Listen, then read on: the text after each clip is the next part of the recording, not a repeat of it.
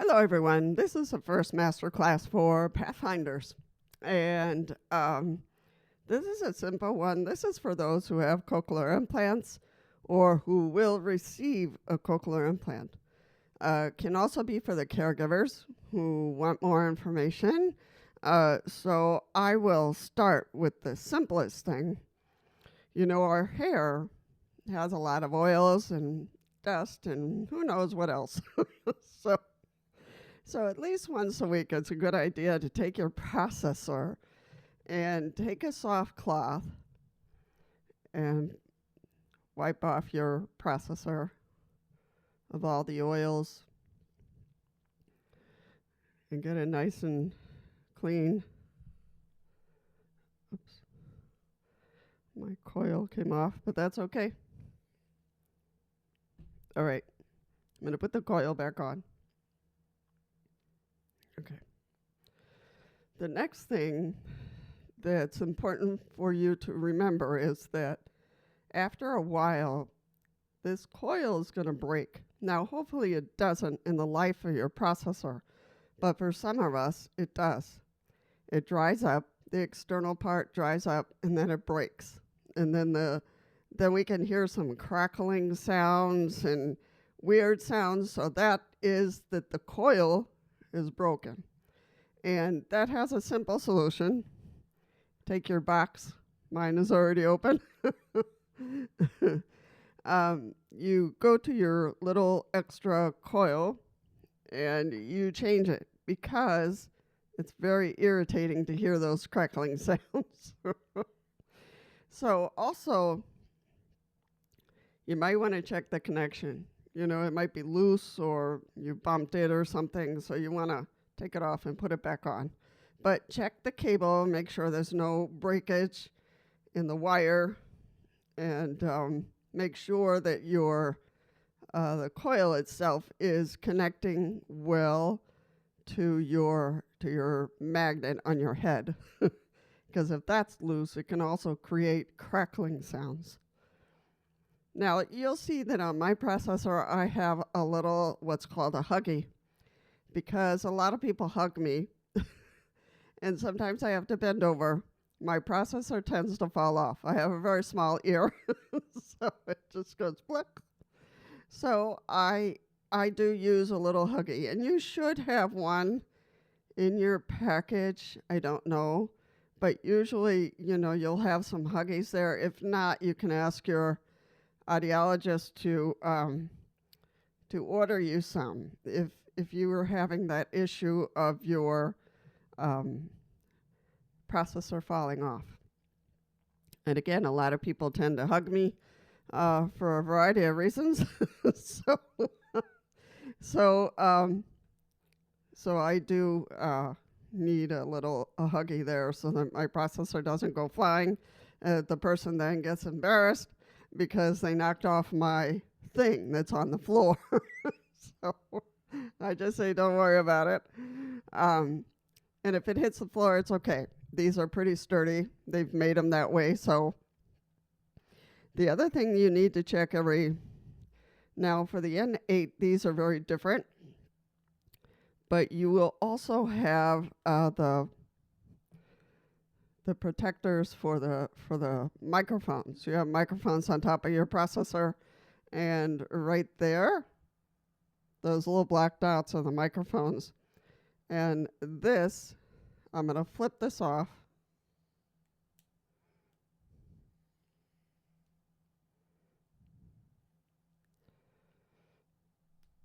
It's not that easy.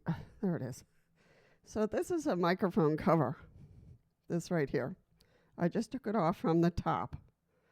So that should be covered, that should be changed at least every 6 months. You know, I'm a person who doesn't go out much. I'm in a wheelchair and have mobility issues, so I don't go out much. So I only change it like once a year. But the audiologist will tell you every 3 months. But you know, if you're not in a very dirty, dusty environment, then it can be every 6. You know, you'll be the judger of that. they should turn a grayish color when they're really dirty and need to be changed. But you'll have to be the judge on that one. So I'm going to put it back on. So it just snaps on like a Lego piece. There we go.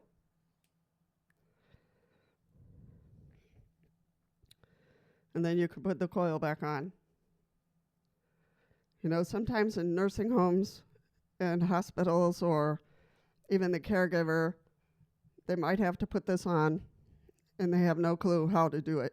So it might be good to practice with your caregiver or, you know, anybody who's going to rescue you to learn how to put these on. Who was it? Somebody in the ER. Once in a while I end up in the ER.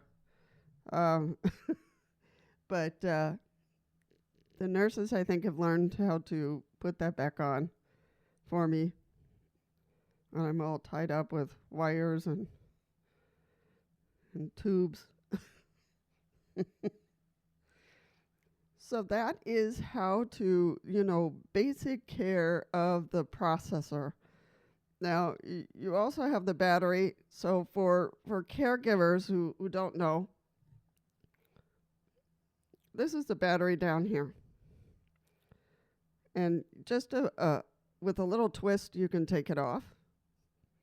And with a little twist, you'll see the connector down below. So there's the connector. And this is the battery. And then it fits like a Lego, and you twist it to put it back on. So this is just in case somebody doesn't know about the parts. This is the coil, what we call the coil. This down here is the battery. And this here is the microphone covers. That's the turn off and on switch, that little gray button.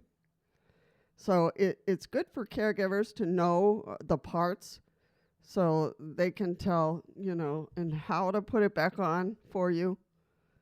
And the nurses here in my assisted living, they know the parts, they know where my magnets are, so they can help put it back on when I need it. But cleaning your processor at least once a week is going to be your first line of defense to keep it clean. And just wipe it down with a dry soft cloth, and you should be good there. And the guys will have to forgive me with this. Sometimes the guys forget to do that, you know, and they go to work and they get all sweaty or whatever, and then their processors, that sweat keeps on accumulating over and over on the processor. And that's not too good. So at least once a week, you want to, for the guys to take it off, wipe it down so that grease doesn't accumulate. For the girls, be careful with hairspray. You know, if you're going to use hairspray or you need to use hairspray, don't put your processors on. Do the hairspray before you put the processors on. I think you know that already, but just in case, use the spray before you put on the processors. And that is a situation where it's really important to wipe down the processors once a week, twice a week. For the guys who use gel, also be careful. You want to wipe that off of your processors often so it doesn't affect the processor. I had a friend who never cleaned his processors. I almost dropped dead when I saw it. So I said, hey, clean your processor. Give me a break. So yeah, keep your processors clean. This will all be explained with your audiologist. So that's important to know. I'm just repeating the information in case you forget. And it's like, what was I supposed to do? So just know that you have extra parts in these boxes that you got with your package. And so you want to scrounge around if a part, that you need to change, a part, a microphone, a coil. So, and if you don't have one of these, then, connect with your audiologist and she'll order some for you, and the insurance should cover it. If your processor gets wet, let's say you ended up in a downpour, when you get home, dry it off as soon as possible. If you have dry in store, put it in the dry in store for a little while, because it's important to dry it off. Processors are water resistant, but not waterproof. They are not waterproof. So if you have an accident with it, dry it off right away and put it in the dry in store and let your audiologist know, I had an accident, I dropped it in, or I was in a downpour, and she'll give you some instructions on what to do next. So, because it's important to really dry it off.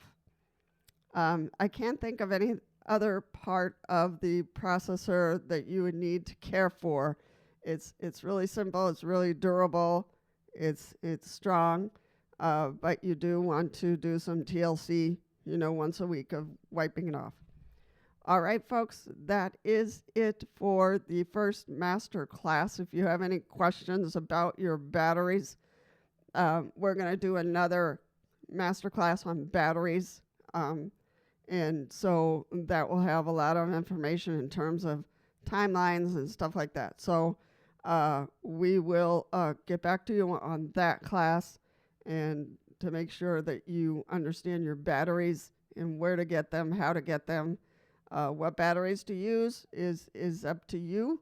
And processors, cochlear implants are different, one company from another.